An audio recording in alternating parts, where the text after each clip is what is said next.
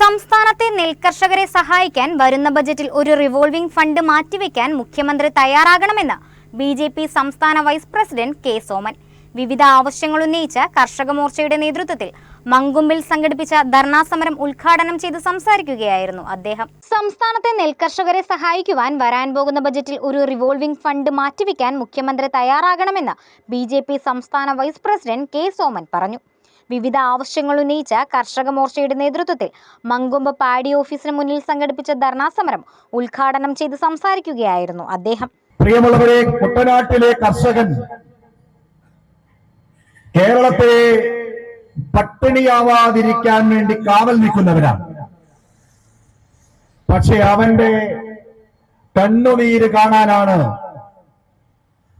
മാറി മാറി നാട് ഭരിക്കുന്ന സർക്കാരുകൾ എല്ലാ കാലവും ശ്രമം നടത്തിക്കൊണ്ടിരിക്കുന്നത്.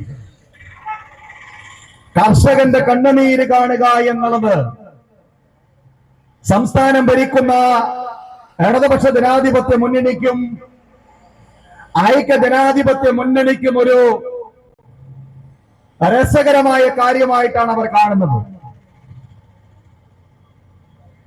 കഴിഞ്ഞ 10 വർഷക്കാലം നമ്മുടെ സംസ്ഥാനം ഭരിച്ച ഇടതുപക്ഷ ജനാധിപത്യ മുന്നണി കർഷകൻ അറിയുന്നവരാണെന്ന് പറയുന്നവർ ഈ കാർഷിക മേഖലയോട് കാണിച്ച അനാസ്ഥയും അവഗണനയും അതിന്റെ അഗാധത എന്തായിരുന്നു എന്ന് കുട്ടനാടുകാർ കണ്ടതാണ്.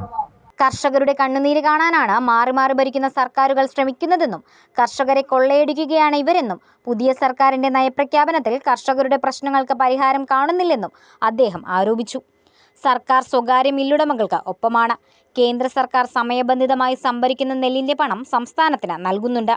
അത് വകമാറ്റി ചിലവഴിച്ച് കർഷകരെ കടക്കെണിയിലേക്ക് തള്ളിവിടുകയാണെന്നും അദ്ദേഹം കൂട്ടിച്ചേർത്തു. പ്രതിഷേധ പരിപാടിയിൽ കർഷക മോർച്ച ജില്ലാ പ്രസിഡന്റ് കെ സജീവൻ അധ്യക്ഷത വഹിച്ചു. ബി.ജെ.പി. ജില്ലാ ജനറൽ സെക്രട്ടറി പി.കെ. വാസുദേവൻ, കർഷക മോർച്ച സംസ്ഥാന വൈസ് പ്രസിഡന്റ് എസ്. ഗോപകുമാർ, ജില്ലാ വൈസ് പ്രസിഡന്റ് എം.ആർ. സജീവ് തുടങ്ങിയവർ പങ്കെടുത്തു.